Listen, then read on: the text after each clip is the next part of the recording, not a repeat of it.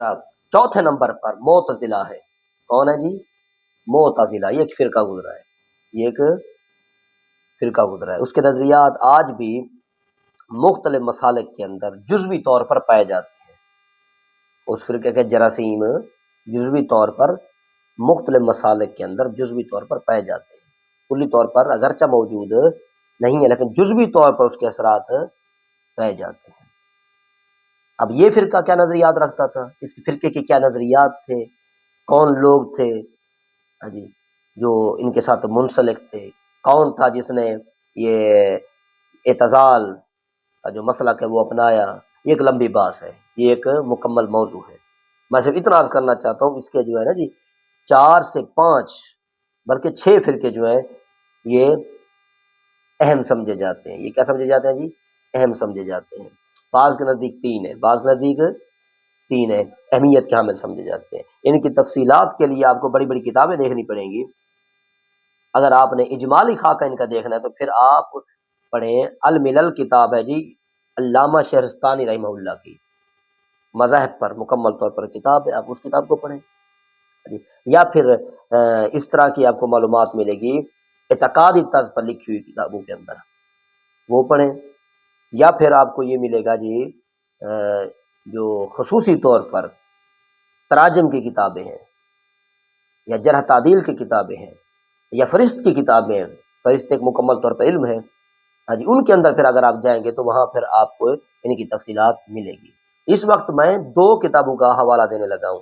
ایک تو الملل علامہ شہرستانی کی کتاب ہے، دوسری ہے جی غنیۃ الطالبین شیخ عبد القادر جیلانی کی کتاب.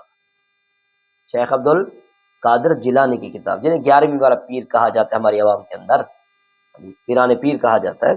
تو ایک ان کی کتاب ہے جی غنیۃ الطالبین.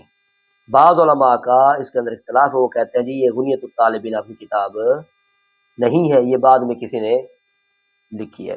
لیکن شیخ ابن حجر مکی حتمی رحمہ اللہ المتوفی 974 ہجری، آپ نے فتاوی حدیثیہ کے اندر لکھا ہے یہ ان کی کتاب ہے، اور آپ کی کتاب کا حوالہ بھی دیا ہے شیخ ابن حجر مکی حتمی نے.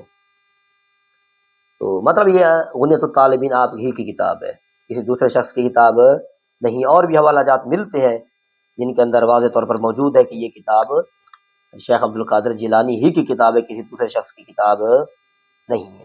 تو یہ 2 کتابیں میں ماخذ کے طور پر پیش کرنا چاہوں گا.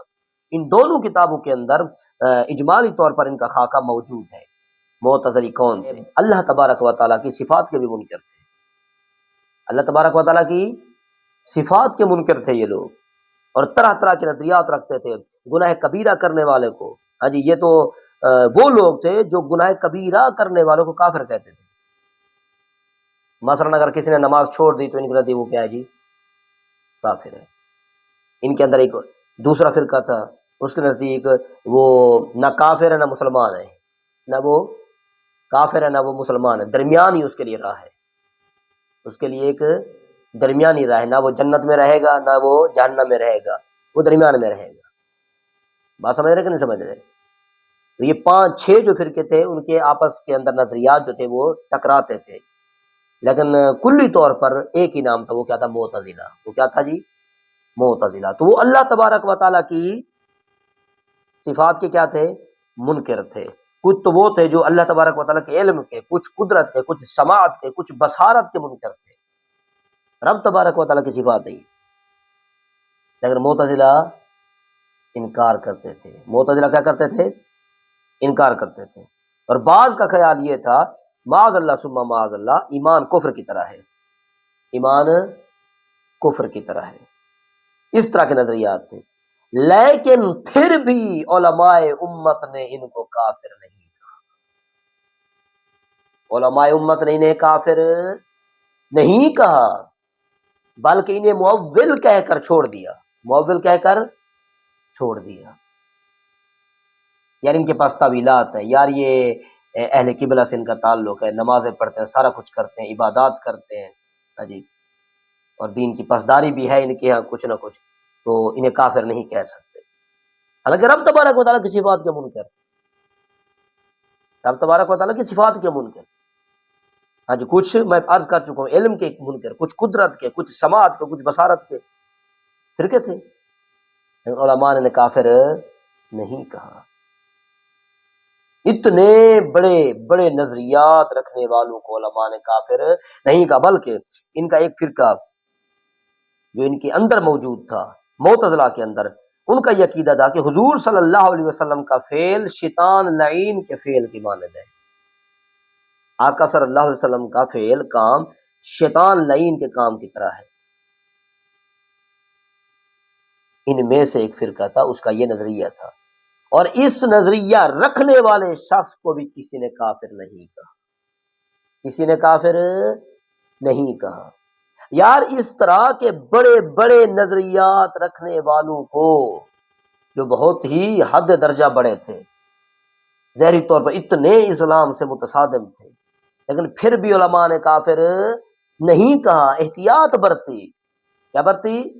احتیاط برتی کہ انہیں کافر نہیں کہا جا سکتا، انہیں کافر نہیں کہا جا سکتا۔ یار ہمارے علماء نے، ہمارے اسلاف نے اس قدر احتیاط برتی،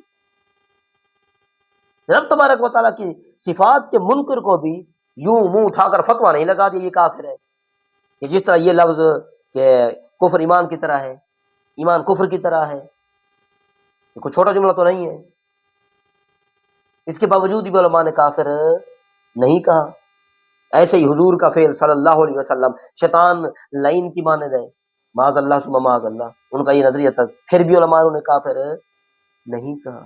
جب اتنے نظریات رکھنے کے باوجود علماء نے معتزلہ کو کافر نہیں کہا، وہ کافر نہیں ہوئے، وہ کافر نہیں ہوئے۔ اور آپ سب اپنے ان علماء کو اپنا بزرگ بھی مانتے ہیں، بڑا بھی مانتے ہیں، انہیں اپنے اسلاف کے طور پر پیش بھی کرتے ہیں، ان کی تعلیمات پر عمل بھی کرتے ہیں، جبکہ انہوں نے فتوے نہیں لگائے، جبکہ انہوں نے فتوے نہیں لگائے۔ آپ انہیں اپنا کیا مانتے ہیں؟ اسلام مانتے ہیں۔ جب آپ انہیں اپنا اسلام مانتے ہیں تو ان کی تعلیم پر عمل کرنے کے اندر آپ کو موت آتی ہے،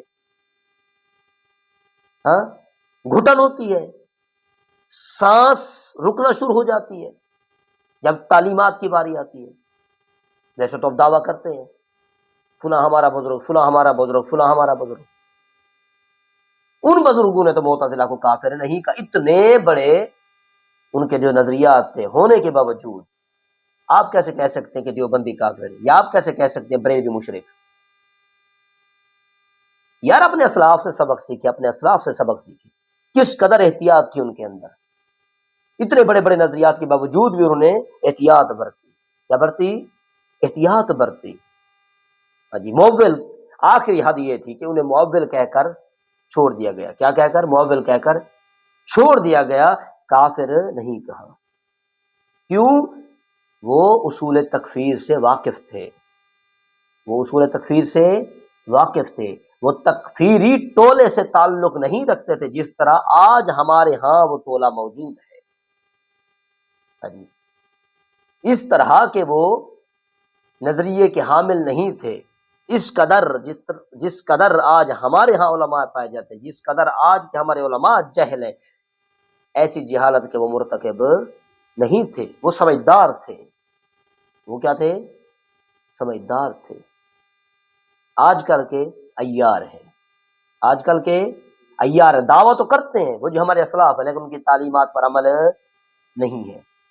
ایسے کافی سارے فرقے لسٹ موجود ہے میرے پاس، ان کے نظریات میرے پاس محفوظ ہیں، صرف میرے پاس، ان کے پاس بھی موجود ہیں۔ کیا صرف کتابیں میں نے پڑھ رکھی ہیں؟ بالکل نہیں، مجھ سے زیادہ ان لوگوں نے کتابیں پڑھ رکھی ہیں، پھر بھی پتہ نہیں کیا ہو گیا یار، عقلیں مفقود ہو چکی ہیں، حواس مفقود ہو چکے ہیں، بالکل ختم ہو چکے ہیں، عقلیں مسلوب ہو چکی ہیں، سمجھ نہیں آتی، ایک دوسرے پر کفر کے فتوے ڈالتے ہیں، ایک دوسرے کو کافر مشرک کہتے ہیں، بدعتی کہتے ہیں، آخر یہ تو بدعتی ہے۔ بھائی اپنے اسلاف سے سبق سیکھیں، آپ کے اسلاف نے اس طرح کے فتوے نہیں لگائے، آپ کے اسلاف نے اس طرح کی سختی نہیں کی جس طرح کی سختی آپ کر رہے ہیں۔ ذرا سی بات سنتے فوراً فتویٰ لگاتے ہیں، یہ کافر، وہ کافر، وہ کافر۔ یہیں سے پھر امن کی فضا آلودہ ہوتی ہے، یہیں سے امن کی فضا آلودہ ہوتی ہے، وہ جو بھائی چارے کا جو معیار ہے وہ ختم ہوتا ہے، محبت کی چادر تار تار ہو جاتی ہے، الفتوں کے بندھن ٹوٹ جاتے ہیں۔